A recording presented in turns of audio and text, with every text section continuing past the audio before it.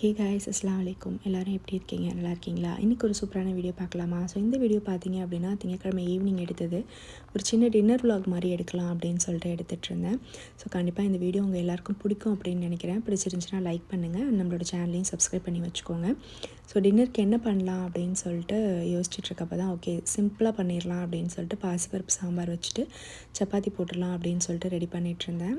அதுக்கு குக்கர் வச்சுட்டு கொஞ்சமாக எண்ணெய் சேர்த்துட்டு பாசிப்பருப்பு அதில் ஆட் பண்ணி நல்லா செவக்க வறுத்துட்டு கொஞ்சமாக தண்ணி சேர்த்து அது கூட பொடியாக கட் பண்ணி வச்சுருக்க வெங்காயம், தக்காளி, பூண்டு, பச்சை மிளகாய், கொஞ்சமாக மஞ்சள் தூள் ஆட் பண்ணி ஒரு 5-6 விசில் விட்டு வந்து இறக்கி வச்சாச்சு. ஸோ விசில் அடங்கட்டும். அதுக்குள்ளே சப்பாத்தி போடுறதுக்கு வந்து மாவு பிசைஞ்சு வச்சிடலாம் அப்படின்னு சொல்லிட்டு ரெடி பண்ணிகிட்டு இருந்தேன்.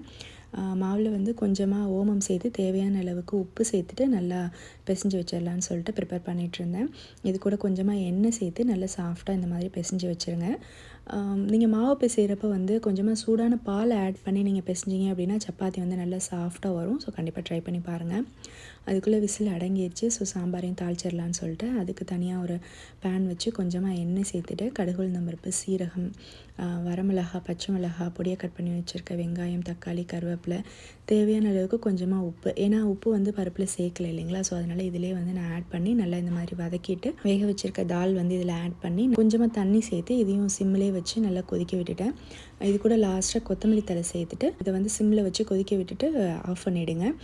ரொம்பவே டேஸ்ட்டாக இருக்கும். எங்கள் வீட்டில் பார்த்தீங்க அப்படின்னா சப்பாத்தி, அதே மாதிரி பணியாரம், இட்லி இதுக்கெலாம் வந்து பாசிப்பருப்பு சாம்பார் தான் எங்கள் அம்மா செய்வாங்க. ரொம்பவே சூப்பராக இருக்கும். கண்டிப்பாக நீங்களும் ட்ரை பண்ணி பாருங்கள். ஸோ அதுக்குள்ளே மாவும் பார்த்தீங்க அப்படின்னா நல்லா சாஃப்டாக ஊறி இருந்தது. ஸோ அதையுமே இந்த மாதிரி சப்பாத்தி போட்டு எடுத்தாச்சு. சப்பாத்திக்கு பார்த்தீங்க அப்படின்னா மேக்ஸிமம் எல்லாருமே நான்வெஜ் இல்லாமல் சாப்பிட மாட்டாங்க இல்லைங்களா. இங்கேயுமே அப்படி தாங்க. ஸோ நான்வெஜ் இல்லாமல் வந்து இங்கே யாருக்குமே வந்து உள்ளே இறங்காது. ஸோ அதனால் இது கூட வந்து சிக்கன் கிரேவியும் வாங்கியிருந்தாங்க. ஸோ அதையும் வச்சு டின்னர் வந்து சாப்பிட்டாச்சு. கண்டிப்பாக இந்த வீடியோ பிடிச்சிருக்குன்னு நினைக்கிறேன். ட்ரை பண்ணி பாருங்கள்.